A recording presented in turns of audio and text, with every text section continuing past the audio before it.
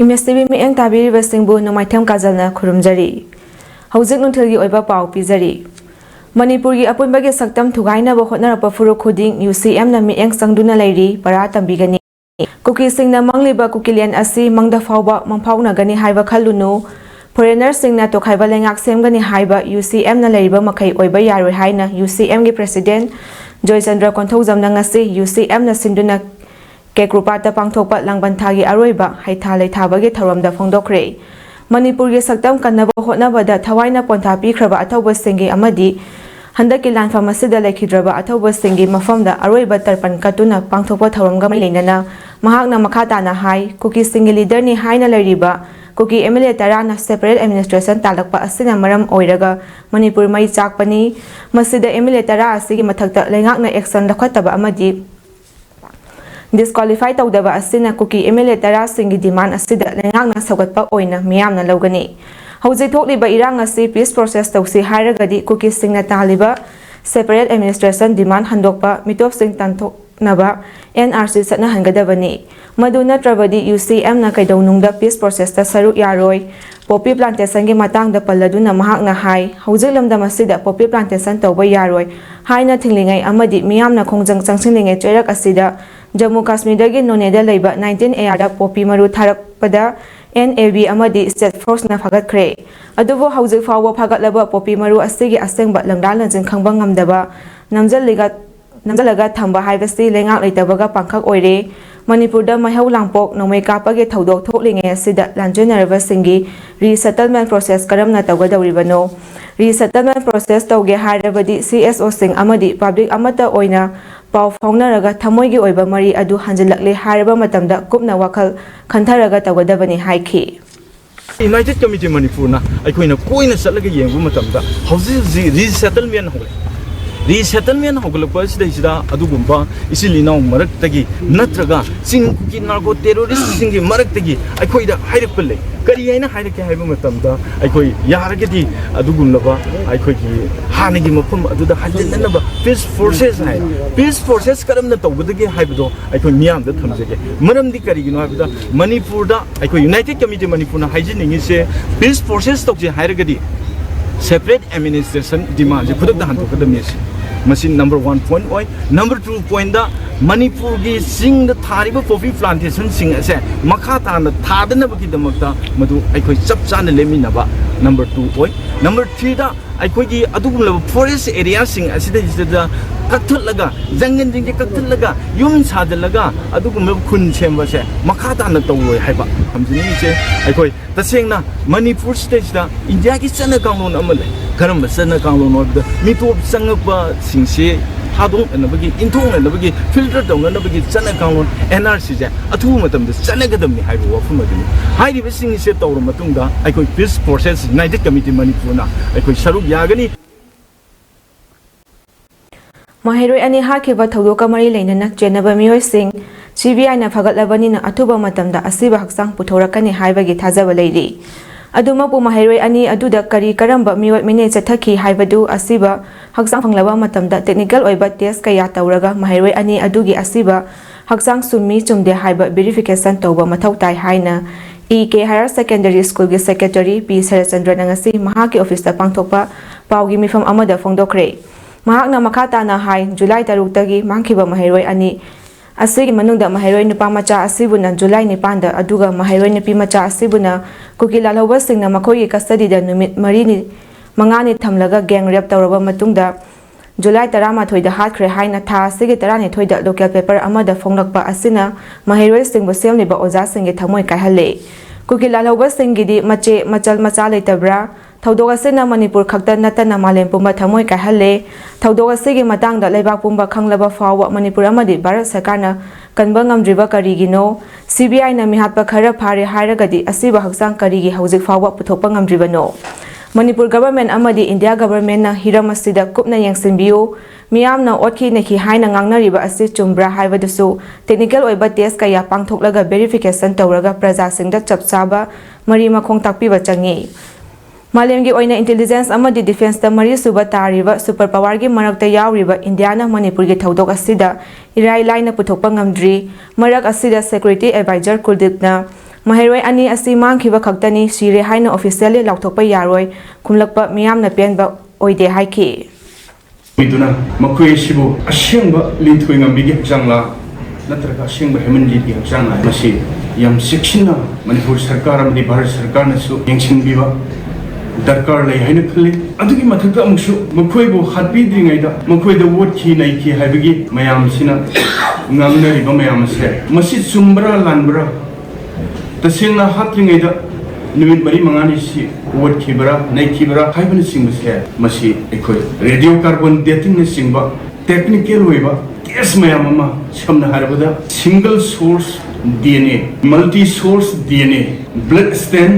analysis fingerprint analysis asigumba technical weba case kaya pangthokuna makoi si hat ki matamda would be nai bigibra haibase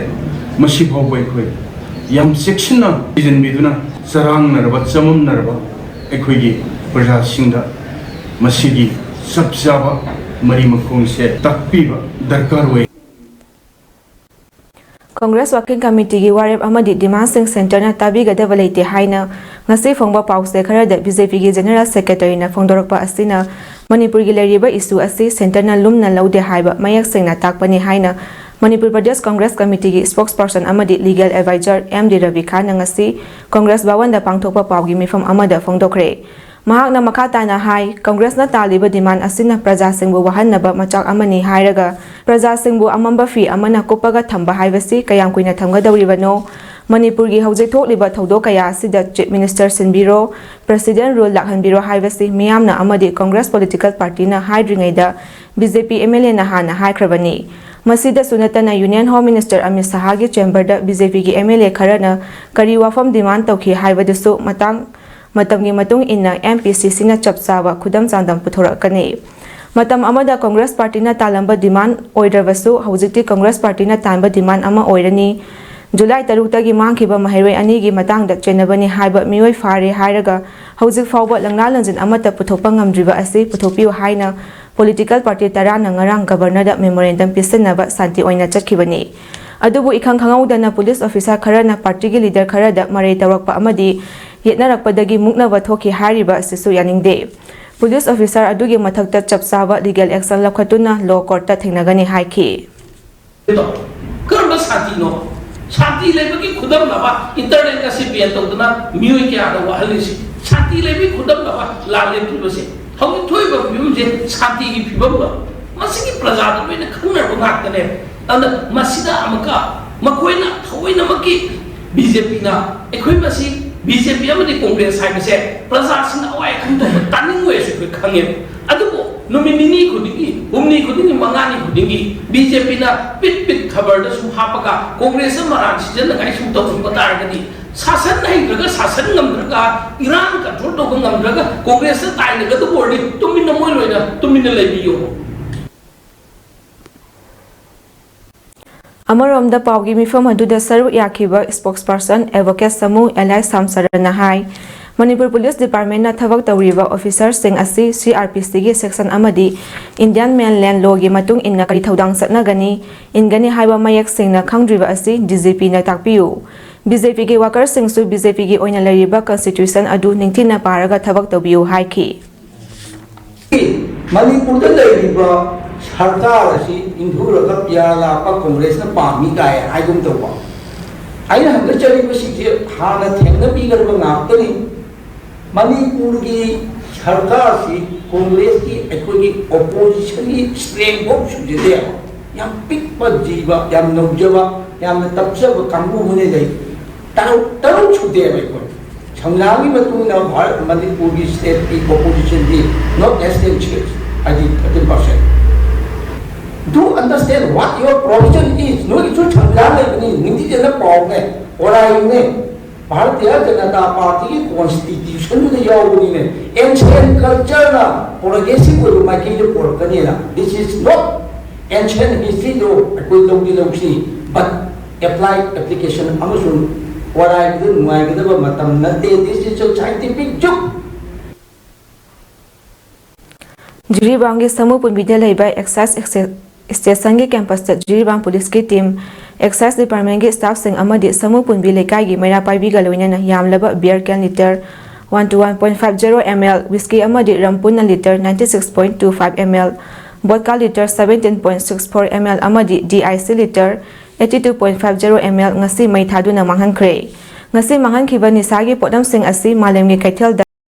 lakh ama lising mapan changa ga supna ahumrom oigani hairi. Ngasi nisagi potlang manghankibagi matangda excise jury banggi officer in charge RK Rakesh na pangwi sing da haikibada chatliba chahiya segi April tang 12 dagi September tang 13 fawbagi manungda jury bang police amadi excise ke team na fagatkiba Indian made foreign liquor beer vodka amadi DIC na chingbasing ngasi excise commissioner gi ayaba yarwa matung jury bang police ke team excise ke staff amadi lekai asigi maira paibi single loina na mai thaduna manghanbagi thoram asi pangthopani haina phongdokhi. Whiskey, rum, ani si punchalaga liter 96.25 liters. Beer na 121.50 liters. DIC na 82.50 liters. Vodka na 17.64 liters. Total punchalaga 317.89 liters neba. Aduga high riba siki market value da amount na 1,09,503. Bikasi Agro Producer Company Limited Single Bank Nomagi Oiba Annual General Body ki mifam ama Sirwali English School da Bikasi Agro ki Chairman Y Nadia Chansing na mifam mapu oiduna pangthokre. Mifam aduda guest oina Nitin Singh, Finance Services Specialist, Assam Agribusiness and Rural Transformation Project, APART,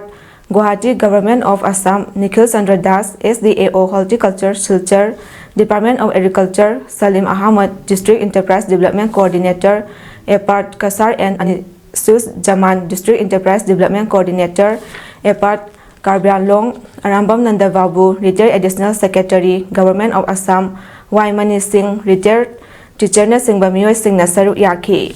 Mitung Singh bu ikai khumnaba utlaba matungda mikup khara iswar khurumjaraga mifam hauki.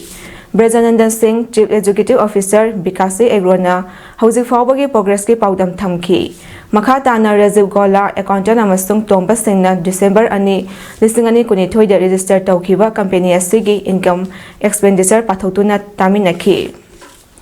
Sapan Asangbam Director Bikasi Agro na company asigi pandam amasung 2023-24 gi Thoram Singh pathoklaba matungda chatliba chahi asigi makha taba thabaki matangda khananaki. Ministry of Agriculture and Farmers Welfare, Government of India ge thausin makhada Small Farmers Agro-Business Consortium SFSC, Government of India ge tengbang makhada Aprins Guwahati na guidance tawraga Bikasi Agro haiba semgolakhiba company asida lomi singna member oibiduna semilon chakhatpa samas ama semna se haina Bikasi Agro ge thaburoi singna thadorakpa cherol amana khangalakli. Matang asida nuntugi pau sandok sabalo shingjari imestibi mi eng tabiri basingbu amukan na kajana kurumjari.